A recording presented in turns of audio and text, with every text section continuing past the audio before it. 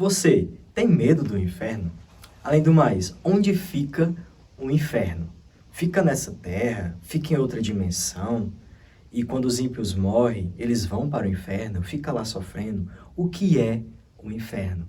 Fica aí conosco e vamos estudar sobre isso agora.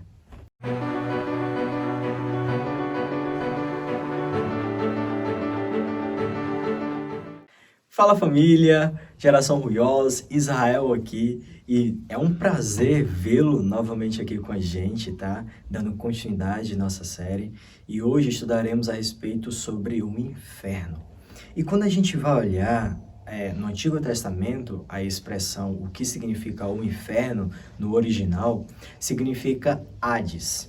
E a palavrinha Hades, ela significa sepultura, mundo dos mortos, região subterrânea da terra.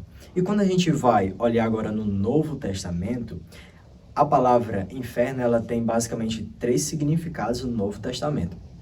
Por exemplo, no primeiro significado significa Hades. O segundo significado significa Guiena. E o terceiro significa Tártaro. E vamos estudar um pouco sobre essas terminologias, tá bom?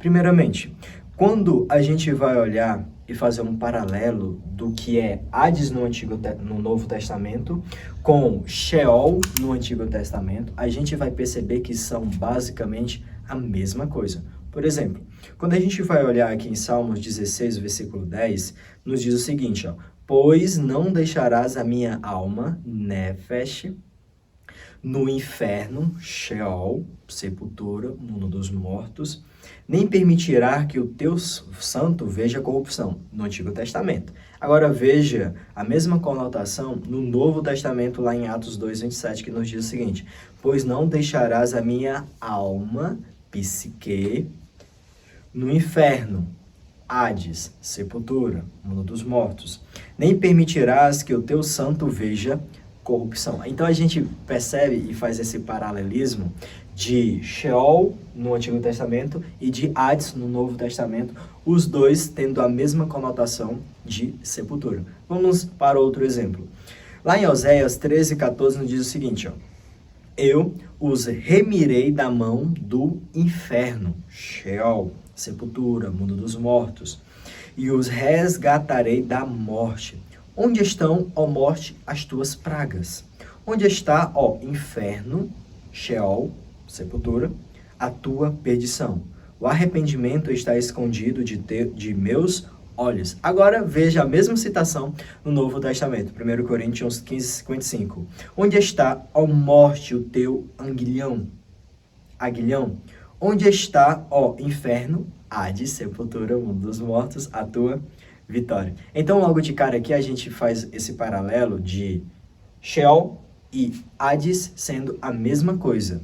Mundo dos mortos, sepultura, tá certo? Tá dando para entender, né?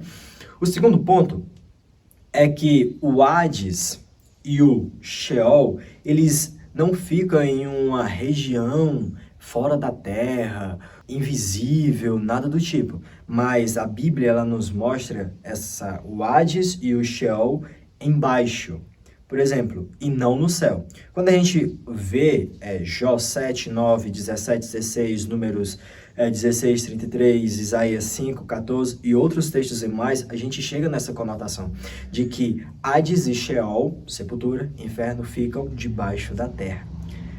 E quando a gente olha lá em Mateus 11, 23, o próprio Jesus, ele fala o seguinte, ó: e tu, Cafarnaum, que te ergues até aos céus, serás abatida até aos infernos, Hades.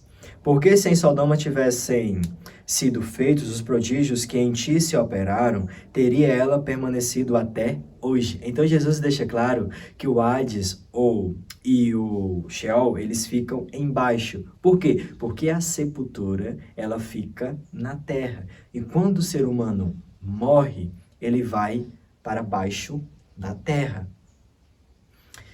Quando agora o terceiro passo, a gente percebe que tanto ímpios como justos vão para o Sheol e Hades. Como assim, Israel? Tanto ímpios como justos vão para o Hades. Exatamente. E isso não é algo da minha cabeça. A gente vê na palavra do Senhor.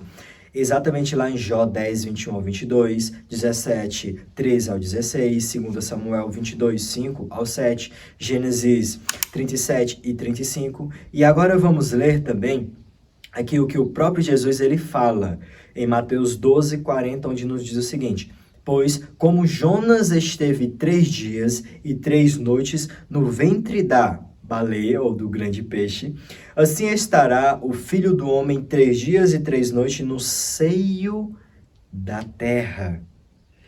O Efésios 4, 9 agora nos diz o seguinte: ora, isto ele subiu, que é, senão que também antes tinha descido às partes mais baixas da terra.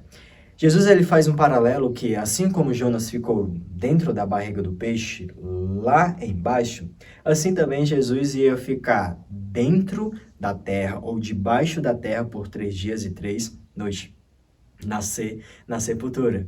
Onde Atos 2, como a gente viu anteriormente, afirma. Quando a gente olha outra parte também, a gente vai perceber que Sheol ela está relacionada intimamente com o pó. Então isso deixa claro que é a própria terra.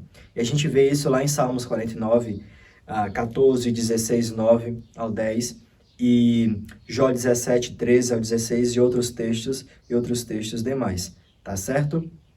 Por isso que Jesus ele afirmou para Adão que ele era pó e ao pó iria voltar.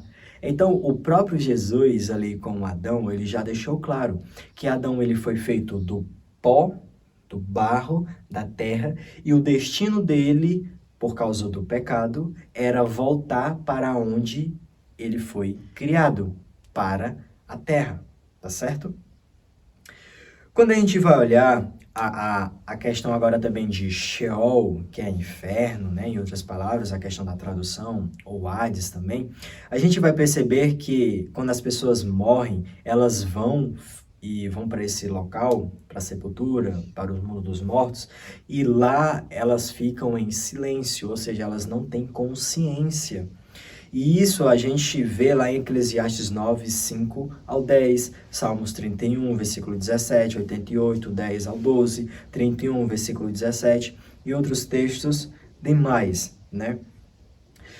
A gente chega também na conclusão que Hades e Sheol, ela fica na terra, continuando, né? E não em outra dimensão, segundo Apocalipse 20, 13 ao 14, juntamente com Deuteronômio 32, versículo 20 e 22. Tá certo? Agora, outro ponto importante aqui a destacar é que o que vai para o Sheol ou para o Hades é a pessoa por completo.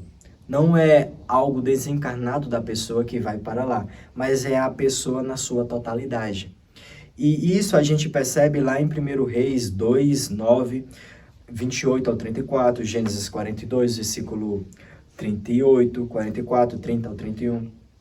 E Salmos 141, 6 ao 7 nos diz o seguinte: quando os seus juízes forem derrubados pelos lados da rocha, ouvirão as minhas palavras, pois serão agradáveis.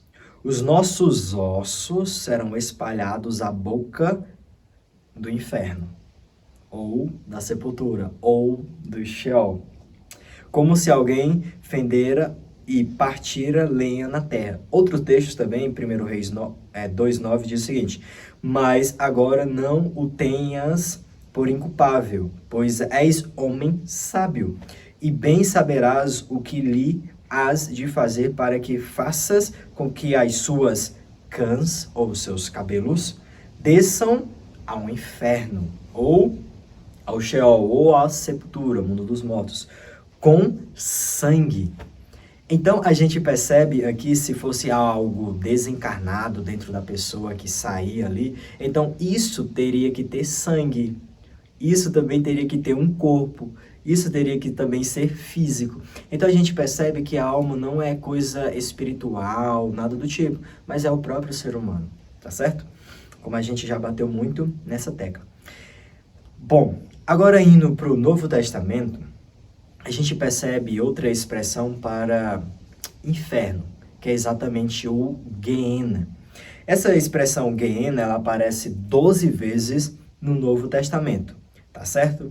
E ela vem do hebraico, né, de Ge, ou Ben Inom, ou Vale de Inom, ou Vale dos Filhos de Inom, onde os filhos eram oferecidos em holocausto ao falso deus Moloque. E durante a reforma foi destruída pelo rei Josias. E na época de Jeremias, esse vale começou a simbolizar o local do juízo divino.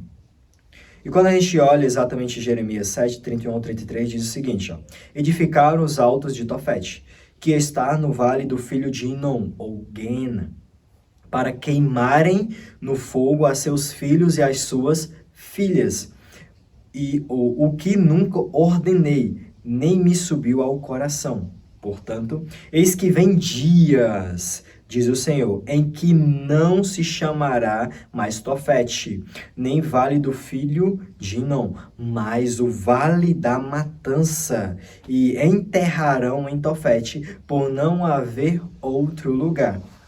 E os cadáveres deste povo servirão de pasto às aves dos céus e aos animais da terra, e ninguém os espantará. Então, isso deixa claro que o Gehenna é um símbolo do juízo de Deus, que acontecerá apenas no futuro. E que não que a pessoa logo após a morte, ela vai logo sofrer, mas que a pessoa após a morte, ela vai ficar em silêncio, descansando, como a gente viu aqui na palavra do Senhor, e depois ela irá sofrer no Gehenna, tá certo? Quando a gente olha lá em Mateus 18, 8 ao 9, diz o seguinte, ó, se referindo ao Vale da Matança, ao Gehenna, né, o que Jeremias lá nos disse. Diz o seguinte, Jesus, ó, portanto, se a tua mão ou o teu pé te escandalizar, corta-o e atira-o para longe de ti. Melhor te é entrar na vida, ou na vida eterna, no céu, coxo ou aleijado, do que, tendo duas mãos ou dois pés, serem lançados no fogo eterno. E mais à frente iremos ver que fogo é esse? Se é eterno em duração ou se é eterno em consequência, o que isso significa? E o texto nos diz mais, ó. E se o teu olho te escandalizar, arranca-o e atira-o para longe de ti. Melhor te é entrar na vida ou na vida eterna, no paraíso, no céu, com um só olho, do que tendo os dois olhos, serem lançados no fogo do inferno. Então Jesus ele deixa claro que o Gehenna não é um local onde as pessoas vão logo após a morte.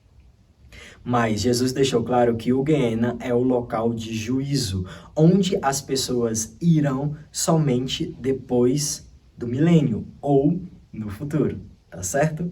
E agora vamos estudar sobre o Tártaro, que é outra expressãozinha para o inferno na Bíblia, né? E essa expressão inferno, no grego, né, que é Tártaro, significa, em outras palavras, manter cativo no Tártaro. E ele aparece lá em 2 Pedro 1, capítulo 2, versículo 4, onde nos diz o seguinte, ó, porque se Deus não perdoou aos anjos que pecaram, mas havendo-os lançado no inferno, é Tártaro, não é Sheol, nem Hades, nem Gehenna, agora é outra expressão, é Tártaro. Os entregou às cadeias da escuridão, ficando reservados para o juízo.